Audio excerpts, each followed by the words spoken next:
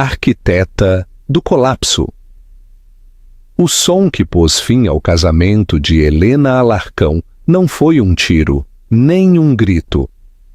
Foi uma risada suave e feminina que tinia como gelo num copo de cristal, procedente de um lugar onde jamais deveria ter estado.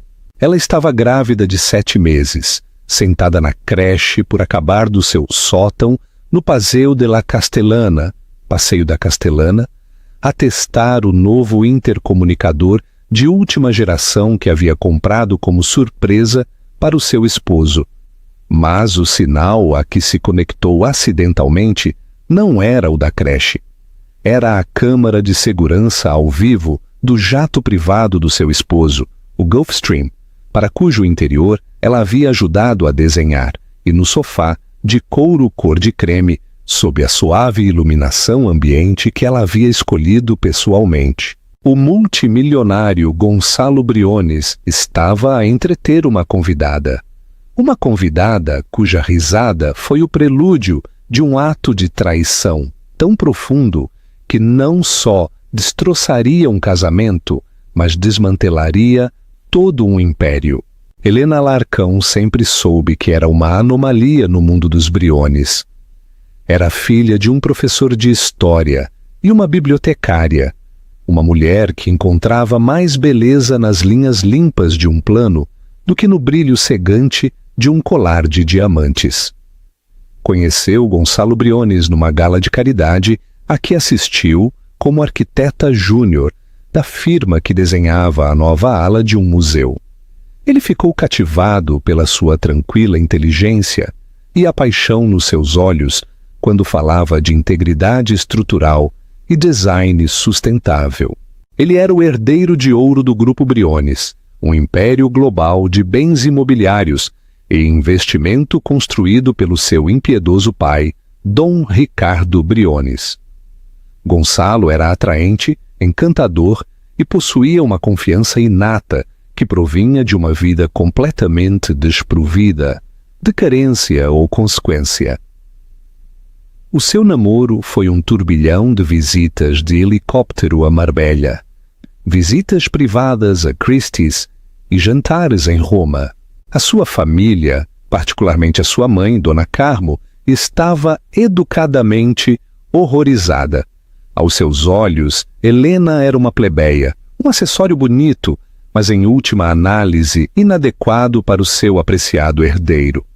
Viram a sua maestria do design não como uma conquista, mas como um pequeno e pitoresco passatempo.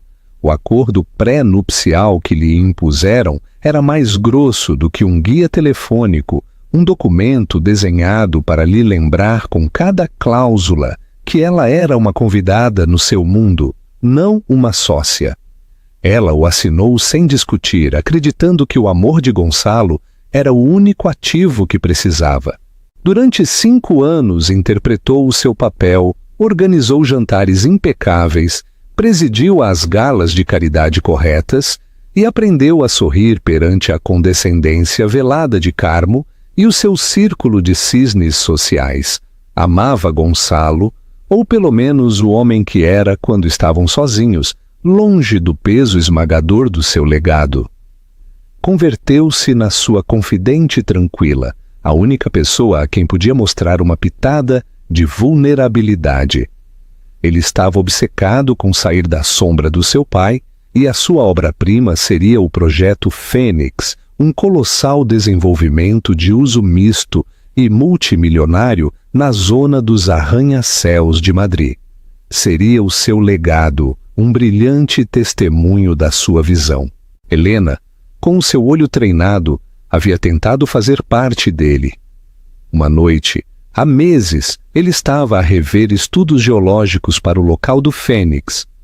A composição do leito rochoso aqui é invulgar, havia comentado ela, olhando por cima do seu ombro.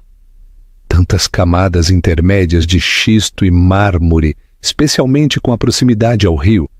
Executaram os modelos de estabilidade de solo profundo. Os cálculos de capacidade de carga para a torre central poderiam ser otimistas.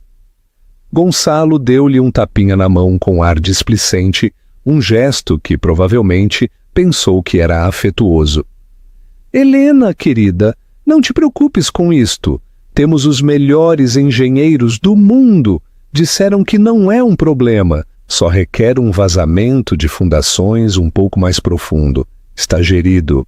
Ela viu o relatório que ele estava a olhar de uma firma chamada Geosoluções Avançadas. Viu a secção que haviam marcado como um achado de precaução menor. Menor não era uma palavra que os arquitetos gostassem de ouvir junto com a geologia, mas ela o deixou passar. Ele não queria uma sócia, queria uma esposa bonita e solidária, pelo que ela havia focado as suas energias criativas na sua vida, no seu filho, por nascer e na criação de um lar perfeito, o que a levou a este momento, o dia da revelação. Sexta-feira, 15 de agosto. Supunha-se que Gonçalo estivesse numa rápida viagem de negócios a Lisboa, um assunto de um dia para fechar um negócio. Supunha-se que voltaria tarde essa noite. Como surpresa, Helena havia instalado o novo sistema de segurança da creche antes do tempo. Era de primeira linha, capaz de se sincronizar com todos os seus outros dispositivos pessoais e domésticos através de um centro central. Ao configurar a aplicação no seu tablet, viu uma lista de sinais disponíveis: creche, sala, entrada do sótão e uma que não reconheceu, rotulada simplesmente como cabine EQ 700. Curiosa, pensando que era uma falha do sistema, tocou. A imagem que encheu o seu ecrã era nítida. Era o interior do seu jato. Inconfundível, Gonçalo estava ali, com a gravata afrouxada e um copo de uísque na mão. Não estava sozinho. Em frente a ele, aninhada no luxuoso couro, estava uma mulher que Helena reconheceu de imediato. Tatiana Ustinov, uma herdeira russa cuja família era tão notória quanto rica. Era um rosto habitual nas páginas sociais, conhecida pela sua beleza afiada e ambição ainda mais afiada. Ela e Gonçalo eram da mesma tribo, essa que Helena só podia visitar. Sentiu uma pedra fria cair no seu estômago.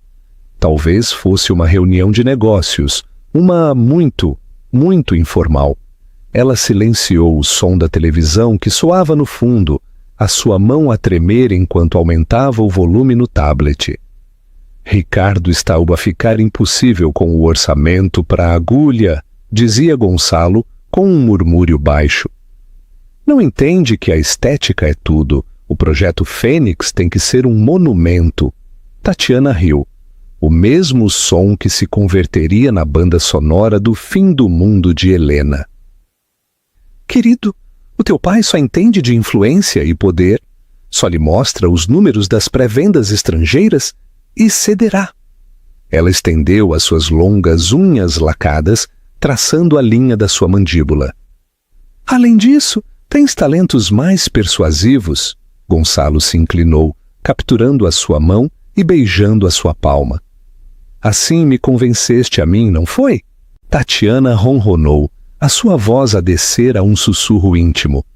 E depois de falar tanto da tua delicada, pequena e grávida esposa em casa... As palavras atingiram Helena como um golpe físico. Não conseguia respirar. Delicada, pequena e grávida esposa. A descrição era tão desdenhosa, tão absolutamente desrespeitosa. Era a forma como a sua mãe falava dela. Era a forma como todos a viam. Uma frágil incubadora para o próximo herdeiro Briones. Viu, congelada numa careta de horror, como Gonçalo se inclinava e beijava Tatiana.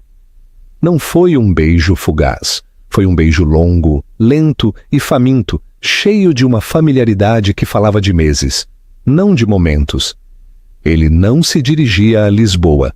Os dados de localização do tablet para o sinal do G700 mostravam que estava estacionado num hangar privado perto de Barajas, sem ter descolado.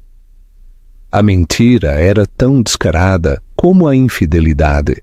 A reação da arquiteta. O mundo se inclinou. A pintura cinzenta suave das paredes da creche pareceu fechar-se sobre ela. O berço montado no canto, um símbolo da sua alegria mais profunda, agora parecia uma jaula. Cada risada partilhada, cada toque terno, cada promessa que Gonçalo havia feito, se repetiu na sua mente, agora contaminada e grotesca. Não só havia sido infiel, havia troçado dela, da sua condição e da vida que se supunha que estavam a construir.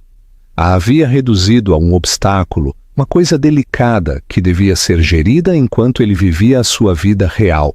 O choque durou exatamente 90 segundos. Depois, algo dentro dela, algo forjado nos fogos competitivos da escola de arquitetura e endurecido por 5 anos de condescendência Briones, pôs-se em marcha. A dor estava ali, um vórtice a uivar no seu peito, mas foi imediatamente encapsulada numa bainha de raiva cristalina e gelada. Não chorou, não gritou. A sua mente, treinada para ver pontos de tensão e falhas estruturais, viu a sua vida inteira como um edifício defeituoso que precisava de ser demolido. Pôs-se de pé, com a mão protetoramente sobre o seu ventre inchado. Isto já não se tratava só dela. Tratava-se do menino que carregava, um menino que não seria criado num mundo de mentiras e desrespeito. Olhou para o tablet, para o homem que acreditava conhecer, e sentiu uma clareza estranha e aterrorizadora. Ele a via como delicada. Estava prestes a descobrir o quão errado estava.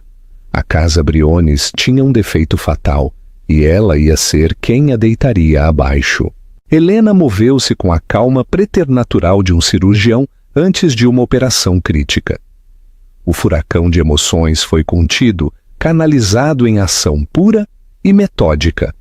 Saiu da creche, fechando a porta suavemente atrás dela, como para proteger a divisão da contaminação do que estava para vir. Entrou no seu dormitório principal, um vasto espaço de tons apagados e janelões que davam para o Parque do Retiro. Era uma bela prisão e ela estava prestes a organizar a fuga mais audaz da sua história. Não fez uma mala. Isso é o que fazem as vítimas que fogem. Ela não era uma vítima, era uma executora. Em seu lugar, caminhou em direção à sua caixa forte privada, escondida atrás de uma pintura minimalista. Ingressou o código e recuperou os seus documentos pessoais, o seu passaporte, a sua certidão de nascimento original e um disco rígido. Este disco era o seu livro de contabilidade secreto, que continha cópias de cada documento que havia assinado relacionado com os Briones, incluído o infame pré-acordo, junto com os seus próprios registros financeiros e portfólios de arquitetura. Uma vida separada da que eles haviam curado para ela. Depois fez 2 chamadas telefônicas. A primeira foi para Sofia Gomes, a sua melhor amiga da universidade. Sofia era uma jornalista ferozmente leal e brilhantemente pragmática, que sempre havia visto os Briones com uma sã dose de suspeita. Sofia, disse Helena com a voz uniforme e firme, sem trair o caos interior. Preciso de um favor, um grande. Helena, que se passa? Soas estranha. Estou a deixar Gonçalo. Preciso de um lugar para desaparecer por um tempo, sem perguntas. Só uma chave e uma morada. Ninguém o sabe. Houve um silêncio. Trato feito. O antigo apartamento do meu irmão, em Malazanha. Está em Singapura por 6 meses. Está vazio. Vejo-te lá numa hora. Helena, estás bem? Estarei, disse Helena, a certeza na sua própria voz a surpreendê-la. Mando-te uma mensagem quando estiver a caminho. A segunda chamada foi para um número que o seu pai lhe havia dado há anos para um dia chuvoso. Era a linha direta da advogada Daniela Torres, uma lendária advogada de divórcios conhecida nos círculos legais de Madrid como a Dama de Ferro.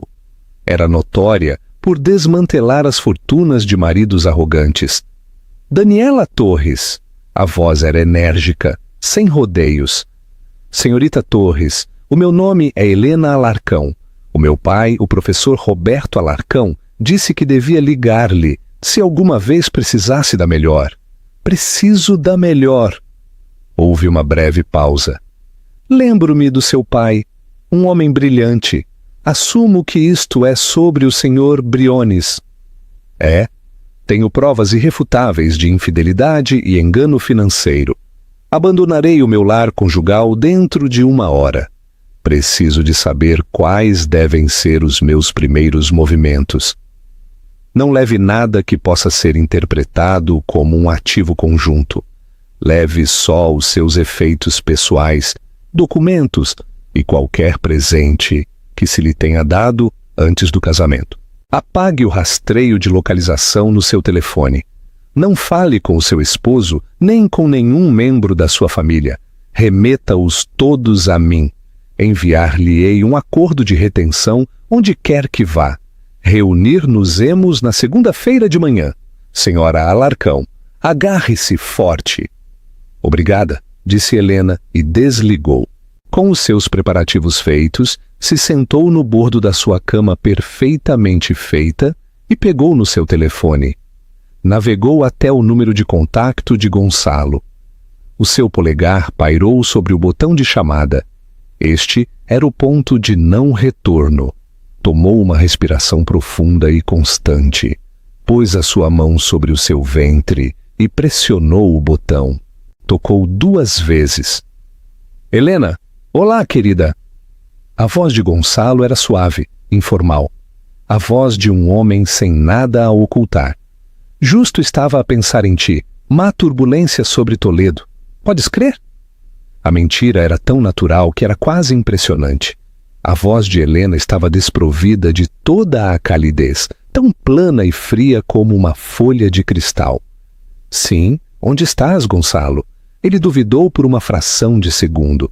Acabei de te dizer, doçura, sobre Toledo, a caminho de Lisboa. Por quê? Tudo está bem. Estou a olhar para uma transmissão ao vivo do G700, Gonçalo. Está estacionado em Barajas. E não está sozinho. Cumprimenta a Tatiana da minha parte. O silêncio do outro lado da linha foi absoluto. Alargou-se por 5, depois 10 segundos. Helena podia imaginá-lo perfeitamente, o sangue a drenar do seu rosto, a encantadora fachada a rachar-se para revelar a mediocridade aterrorizada por baixo. Escutou um som sufocado, a sua mão a cobrir o receptor e um arquejo feminino, agudo. Tatiana! Helena, escuta-me! Gaguejou finalmente, a sua voz tensa pelo pânico. Não é o que parece, é um mal-entendido. Tatiana e eu estávamos só... Estávamos a discutir um negócio? Repetiu Helena, a sua voz a pingar escárnio. Assim chamas a ter a tua língua a meio da garganta dela? Foi negócio quando te referiste a mim como a tua delicada, pequena e grávida esposa. Outro silêncio sufocado. Estava preso, completa e totalmente. Querida, por favor, suplicou. A arrogância substituída por um tom de lamento desesperado que ela achou repulsivo. Deixa-me voltar para casa. Podemos falar disto. Podemos arranjar isto. Não faças nada precipitado. Pensa no bebê. Oh, estou, disse ela, e pela primeira vez uma pitada da sua fúria monumental rompeu o gelo. Não estou a pensar em nada mais do que neste bebê, pelo que esta é a última conversa que tu e eu teremos sem advogados presentes. Quê? Helena? Não sejas ridícula, exclamou, o seu medo agora convertido em raiva. A nossa vida, a nossa família... Não temos uma família, o interrompeu. Temos um acordo comercial que acaba de ser terminado. Quebraste todos os contratos falados e não falados. Considera isto o teu aviso oficial. Não podes divorciar-te de mim, quase riu. um som histérico e incrédulo. Helena, esqueceste o pré-nupcial? Irás com quase nada? Estarás arruinada? Foi o seu último e fatal erro. A ameaça. A suposição de que o dinheiro era a única coisa que importava. A única arma no seu arsenal. Helena realmente sorriu. Uma curva fria e sombria dos seus lábios. Gonçalo, disse, a sua voz agora a descer a um quase sussurro, um tom de finalidade que o gelou até os ossos. Construíste a nossa vida sobre uma base de mentiras. Eu, por outro lado, sou uma arquiteta. Sei uma ou duas coisas sobre fundações, e sei que a tua está fatalmente defeituosa. Estás prestes a descobrir o que é, quando tudo o que construíste se desmorona à tua volta. Que o teu advogado ligue para Daniela Torres. Ela desligou. Não bloqueou o seu número. Simplesmente o silenciou. Aos poucos segundos começou a vibrar incessantemente. Gonçalo a ligar. Depois uma mensagem de texto. Depois outra. Depois uma chamada de Carmo Briones. Depois do seu pai, Ricardo. Ela os ignorou a todos, deslizando o telefone no seu bolso. Pôs-se de pé e lançou um último olhar ao opulento dormitório. Já não era o seu lar. Era um museu de um casamento morto. Com uma última respiração profunda, saiu, deixando as suas chaves sobre a consola de mármore no foyer. A pesada porta se fechou atrás dela, o som a ressoar como um martelo a cair sobre o fim de uma era. Helena Alarcão, a esposa do multimilionário, havia-se ido. Em seu lugar, uma mulher armada com um conhecimento terrível e uma vontade inquebrável. Saía para a noite de Madrid, pronta para ir para a guerra, a estratégia e o assalto corporativo. As primeiras 48 horas foram um borrão de adrenalina e logística.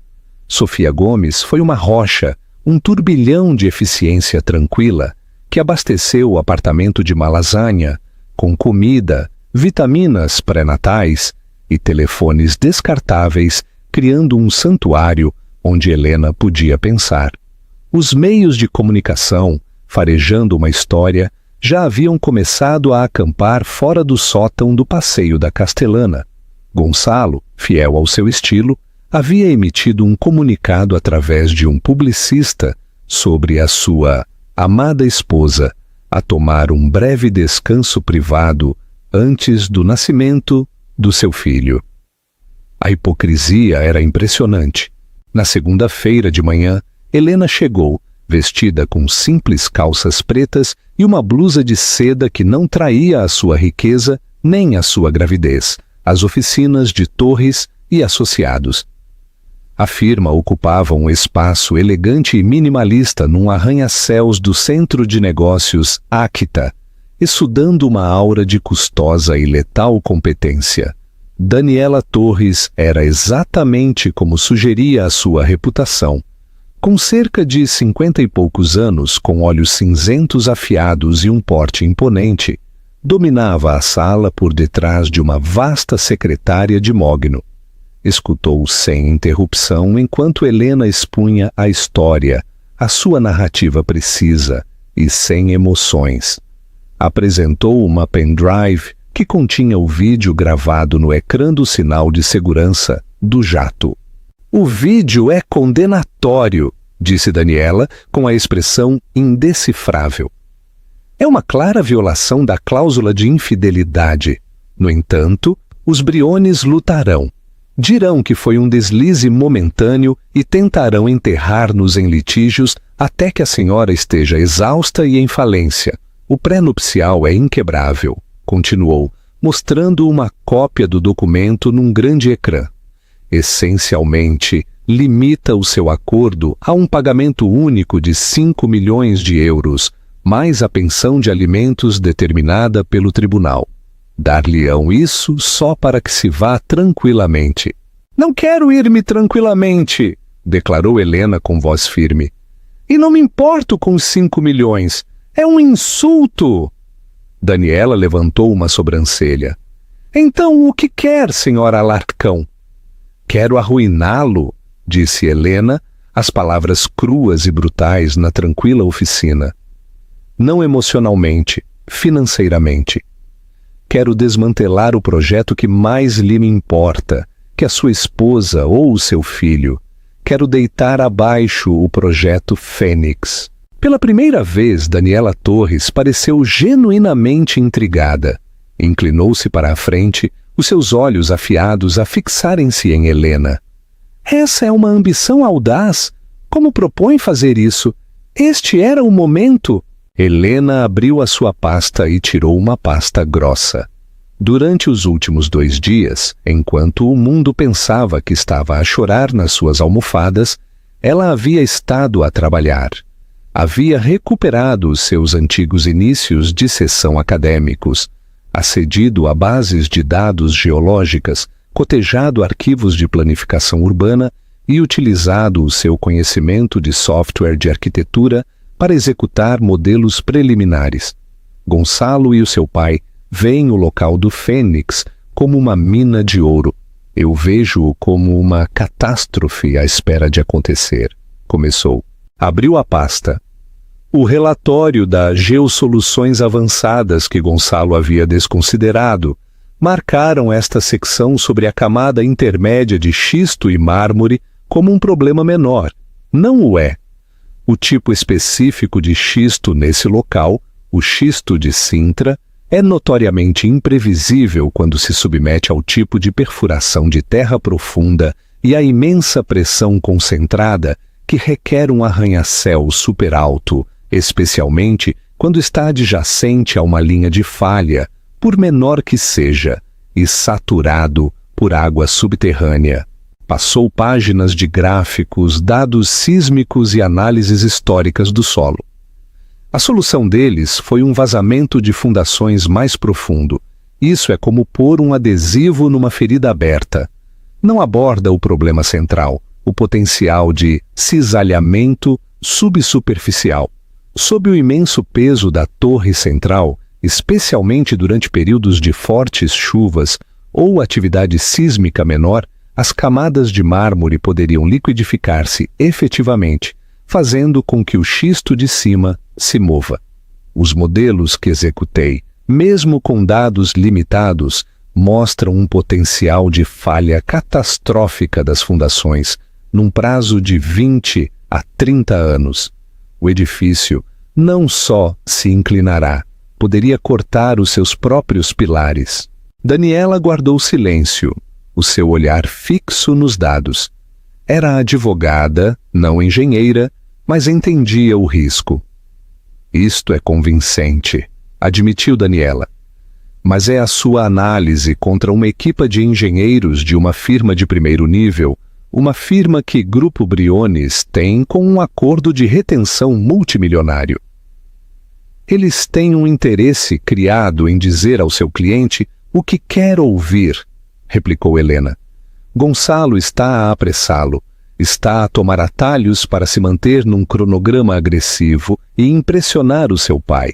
É suficientemente arrogante como para acreditar que o dinheiro pode dobrar as leis da física. Assim, filtre isto para a imprensa, perguntou Daniela. Não, disse Helena de imediato. Me pintariam como uma esposa despeitada que lança acusações infundadas. Enterrariam o meu relatório sob uma montanha dos seus próprios peritos pagos. Não posso lutar contra ele na imprensa. Tenho que lutar contra ele no mercado. Tomou um respiro profundo. Há uma pessoa que odeia Dom Ricardo Briones mais do que ninguém nesta cidade. Dom Fernando Moniz.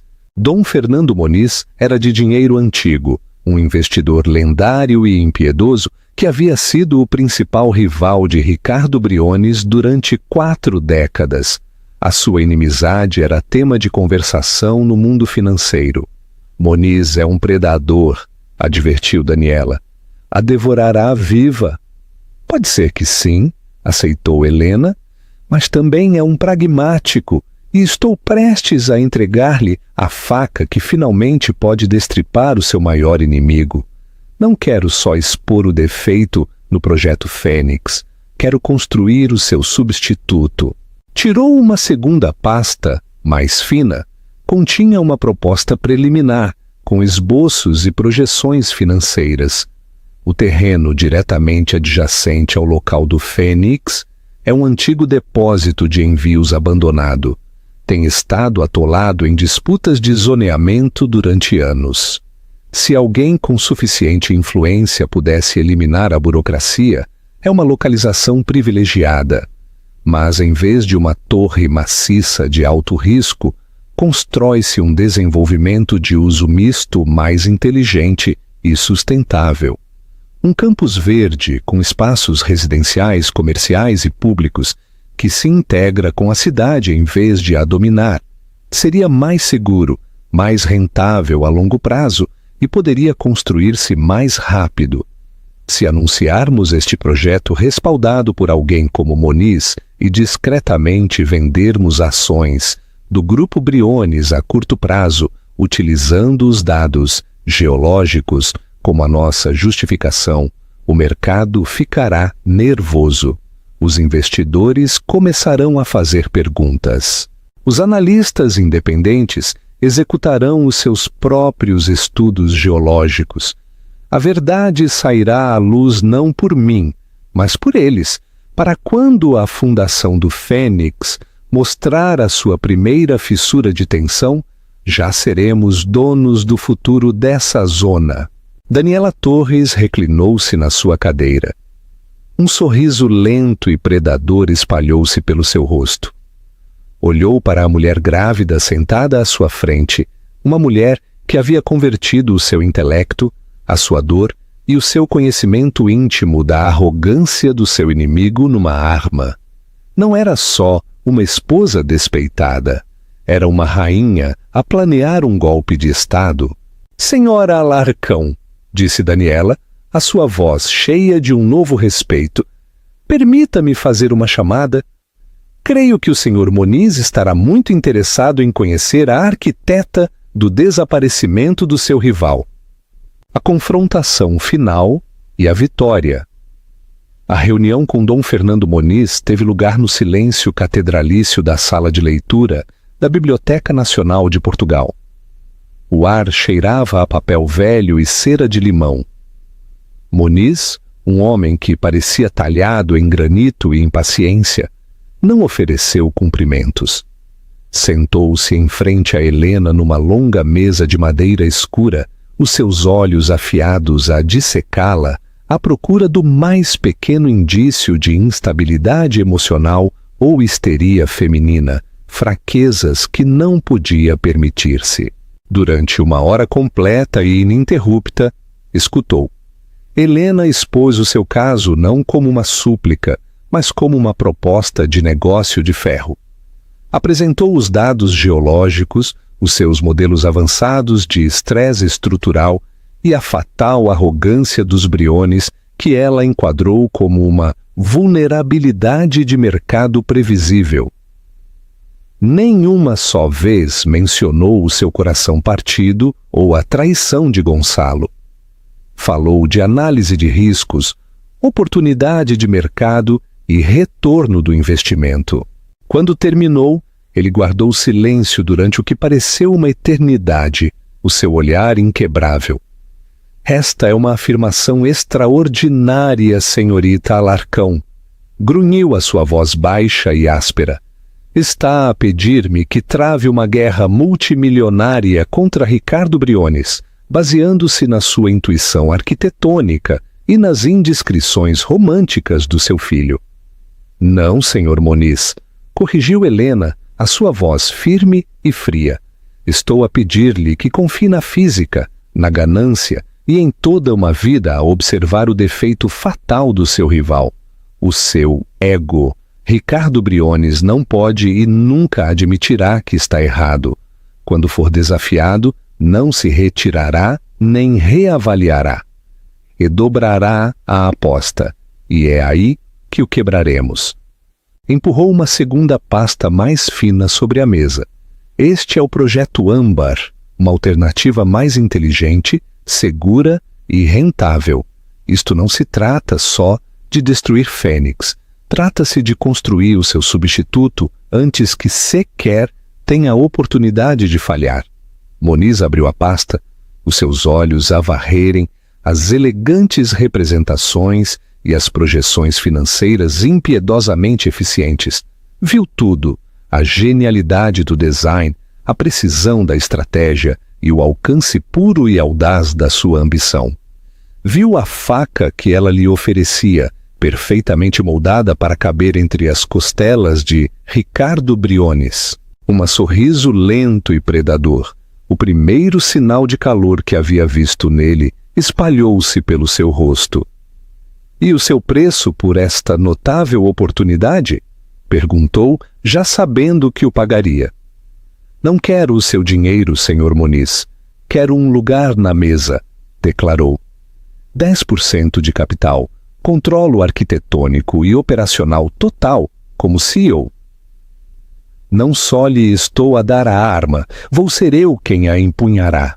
Ele olhou para ela e depois olhou para ela de verdade e não viu uma esposa despeitada, mas sim uma rainha a liderar um golpe de Estado. Estendeu uma mão grande e curtida pela mesa. Senhora Alarcão, disse, o sorriso convertendo-se numa gargalhada. Bem-vinda ao jogo. As semanas que se seguiram foram um borrão de caos controlado. Desenvolvimento. CEOs nasceu. Helena, agora grávida de 7 meses, moveu-se com a energia feroz de uma mulher com uma quantidade finita de tempo. Moniz limpou obstáculos políticos e financeiros com uma velocidade impressionante. O projeto Âmbar se anunciou num evento de imprensa elegante e muito publicitado. A reação pública dos Briones foi uma performance de desdém teatral. Ricardo Briones disse que era um movimento desesperado e patético. Gonçalo, numa entrevista, proferiu a frase que viria a atormentá-lo. O projeto Âmbar é um espetáculo secundário pitoresco e sem inspiração. A minha esposa, a minha ex-esposa, é uma mulher talentosa, mas é uma arquiteta, não uma developer. É uma triste e desesperada tentativa de seguir sendo relevante. A sua condescendência foi um presente. Ele a havia subestimado publicamente, enquadrando a batalha como uma luta entre uma mulher emocional e um homem poderoso. Era uma narrativa que Helena desmantelaria metodicamente, tijolo a tijolo. A guerra se travou em 2 frontes. O primeiro foi a terra e o aço. Helena era uma presença constante no local do âmbar, o seu ventre de grávida proeminente sob o seu capacete. O seu local era um modelo de ordem e tecnologia de vanguarda. Drones monitorizavam o progresso. Os registros de segurança eram impecáveis e a moral estava alta. Erigiu-se como um julgamento silencioso sobre o local do Fênix, do qual já haviam começado a filtrar-se rumores de caos, atalhos e crescentes tensões. O segundo fronte foi a sala de conferências das declarações. A equipa legal de Gonçalo, liderada pelo presunçoso licenciado Jorge Diniz, tentou quebrá-la, tentando pintá-la como uma caçadora de fortunas manipuladora. Não é certo, senhora Alarcão, que toda a sua companhia, todo este projeto Âmbar, não é mais do que um esquema elaborado e vingativo para danificar o homem que foi tão generoso com a senhora durante tantos anos? Licenciado Diniz, disse Helena, a sua voz tranquila e desprovida de malícia, olhando diretamente para Gonçalo. A generosidade do meu esposo foi uma jaula dourada. Não estou no negócio do rancor, estou no negócio de construir coisas que perdurem. As 2 semanas da sua data de parto, depois de uma sessão maratoniana para finalizar o financiamento da segunda etapa do Âmbar, Helena entrou em trabalho de parto. Deu à luz um menino saudável de 3 quilos. Na tranquilidade da divisão privada do hospital, embalou-o e chamou-o Nicolau. Ao olhar o seu rosto diminuto e perfeito, sentiu como os últimos vestígios de fúria vingativa se derretiam, substituídos por um amor tão feroz e protetor que redefiniu toda a sua missão. Isto já não se tratava de deitar abaixo Gonçalo, se tratava de construir um mundo melhor, mais seguro e mais honesto para o seu filho. O colapso e a nova Lisboa. O primeiro dominó caiu não com um estrondo, mas com o peso tranquilo e autoritário de um relatório publicado. Helena estava numa reunião semanal de planificação quando uma discreta notificação iluminou o seu tablet. Posta em dúvida a assegurabilidade do projeto Fênix após um condenatório estudo geológico. Um relatório de uma pequena firma independente, contratada por um nervoso consórcio de seguradoras, havia se negado a assinar. O relatório citava uma instabilidade subsuperficial alarmante e uma alta probabilidade de cisalhamento das fundações a longo prazo. Exigiam uma paralisação total da construção e um redesenho que custaria centenas de milhões de euros. Uma onda de fria e limpa reivindicação a invadiu. Ela tinha tido razão. A física e a geologia haviam ditado o seu veredicto. A resposta dos Briones foi rápida e apoplética. Dom Ricardo, com o rosto coberto de raiva, deu uma conferência de imprensa televisionada, flanqueado por um Gonçalo sombrio, e denunciou o relatório como um ato de sabotagem corporativa orquestrado por nossos rivais. Com um rugido desafiante, anunciou que acelerava o cronograma de construção e garantia pessoalmente os bônus iniciais. Os abutres estão a rondar, cuspiu, mas a Casa Briones não é tão fácil de deitar abaixo. Enquanto eles gritavam ao mundo, Helena enviou uma única diretriz tranquila ao seu próprio gerente de projeto: manter todos os protocolos de segurança, sem pressas, construímo-lo bem ou não o construímos de todo. O fim chegou numa terça-feira chuvosa, no final da primavera. Sob uma imensa pressão do seu pai, Gonçalo havia ordenado que procedesse o vazamento principal das fundações para a torre central, apesar da chuva torrencial, um movimento imprudente que saturou o solo já instável. Justo depois das 3 da tarde, uma secção do enorme muro de escavação, incapaz de suportar a pressão do solo ensopado pela chuva e as vibrações dos caminhões de cimento, cedeu. Com um horrendo gemido de metal cortante e terra colapsando, milhares de toneladas de lama e material de escoramento deslizaram para o fosso de construção. Não foi o fracasso catastrófico da torre em si, mas foi a prova material da instabilidade do local. O efeito, no entanto, foi letal. Os inspetores da cidade invadiram o local, emitindo uma ordem de paralisação imediata e indefinida. Para o mercado, foi o sinal fatal final. As ações que já cambaleavam caíram numa queda livre e absoluta. Um importante banco de investimento europeu, assustado pelo desastre e a natureza agora não assegurável do projeto, exigiu a devolução do seu empréstimo. Era um margin call que o grupo Briones, sobrealavancado e com perdas de dinheiro, não podia cumprir. Numa só tarde brutal de negociação, 40% do valor do Império Briones se desvaneceu. Milhares de milhões de euros, décadas de legado, se evaporaram no éter. Do outro lado da cidade, os traders de Dom Fernando Muniz observaram o banho de sangue e começaram a fechar as suas posições curtas, executando uma das operações mais rentáveis da história da firma. O colapso do Fênix criou um vazio que o projeto Âmbar, agora visto como o único investimento viável, seguro e prestigioso, estava perfeitamente posicionado para preencher. A sua própria avaliação não só aumentou, como explodiu. Helena não estava a olhar o indicador de ações. Estava na creche na qual uma vez se havia sentado enquanto o seu mundo se desmoronava. A divisão agora estava cheia de calor e vida. Estava a embalar Nicolau, a trautear uma suave canção de embalar, quando o seu telefone pessoal vibrou com um alerta de notícias que assinalaria o princípio do fim.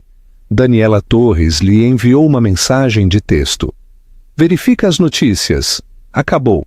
Uns dias depois, um mensageiro entregou um pacote final do escritório de Daniela. Dentro havia 2 envelopes. O primeiro era fino. Continha o cheque de liquidação do divórcio por 5 milhões de euros, a quantidade exata estipulada no pré-nupcial que Gonçalo havia brandido uma vez como uma ameaça.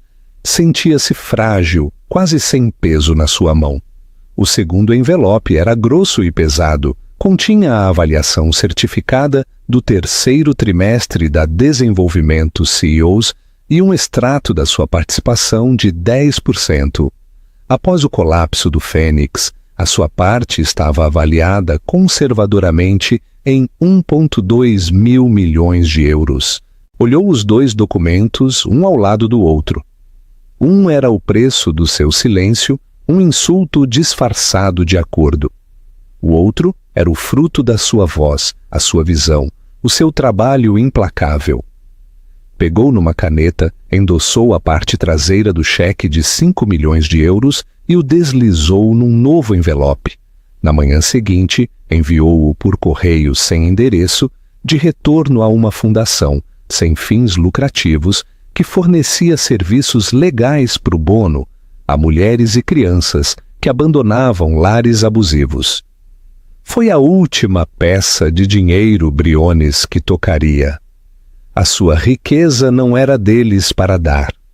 A sua fortuna era sua, construída a partir das cinzas das suas mentiras. O novo horizonte. Uma escolha. Um ano passou, cada dia pondo outra camada de terreno sólido sobre a linha de falha que uma vez havia dividido a vida de Helena. O projeto Âmbar, uma vez um plano nascido da fúria, era agora uma célebre realidade de vidro e aço verde, um crescente testemunho do design sustentável no horizonte de Lisboa.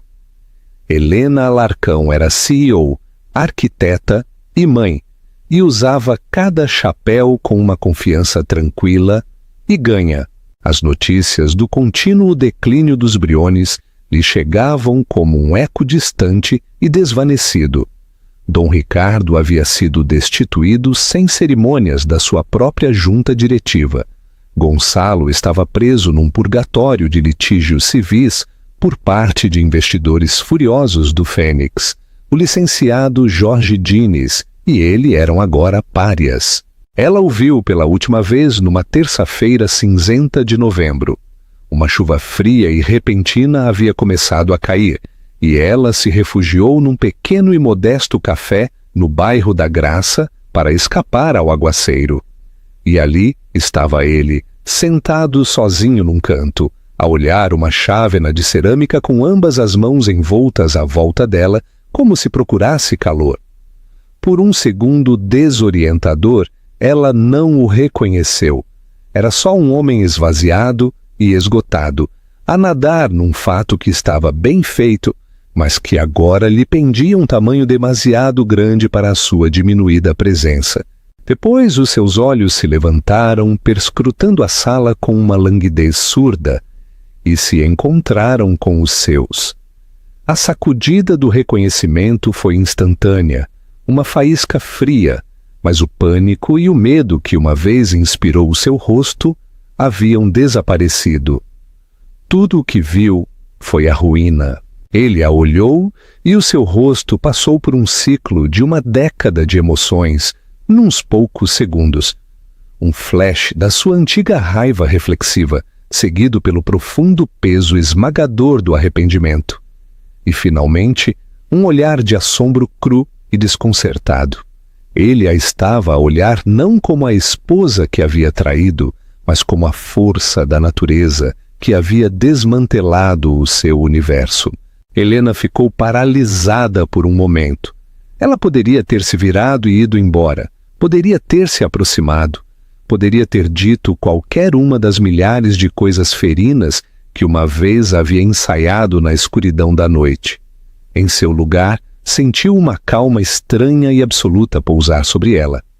A raiva que a havia impulsionado, a dor que quase a partiu, tudo se havia ido. Em seu lugar não havia um vazio, mas sim uma paz profunda e inamovível. O homem no canto não era o seu grande inimigo. Era simplesmente um estranho, um fantasma de uma vida que já não lhe pertencia.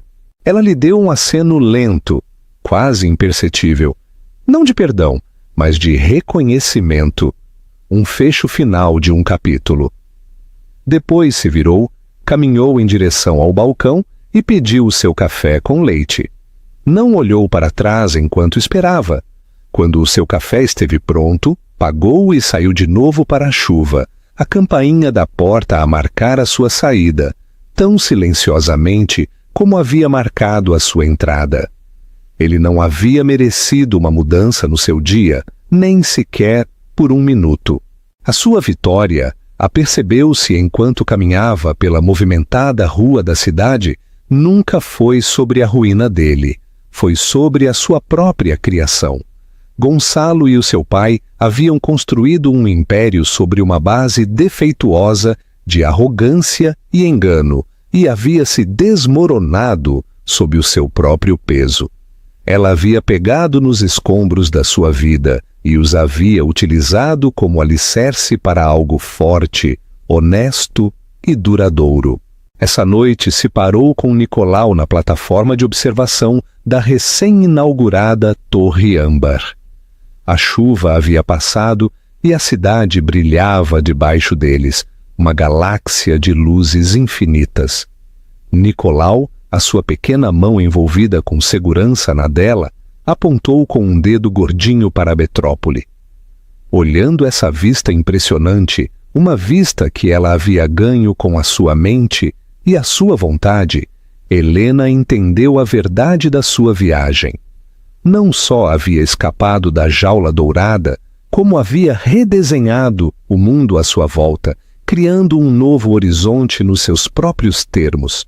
O peso da vingança havia se dissolvido, deixando um vazio que agora se enchia com o pulso do poder. A sua fortuna era colossal, a sua influência palpável.